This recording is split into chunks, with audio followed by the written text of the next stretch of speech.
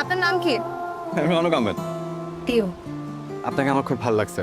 আপনার দীপিকা পাডুকোনকেও ভালো লাগতে পারে, কিন্তু দীপিকারও তো আপনাকে ভালো লাগতে হবে, তাই না? এভাবে তো ভাবি নাই, মানে আমি ভাবছি এসে বললে হয়ে যাবে। আইলাম উ আই লাভ ইউ।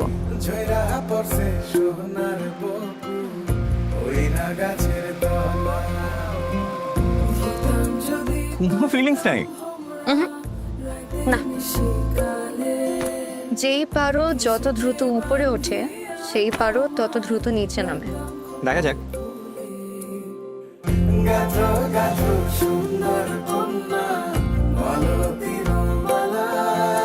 ও পাই গেছিল, এ মেয়ের এম বিয়ে করবো। বলতে যাবে না? কখন?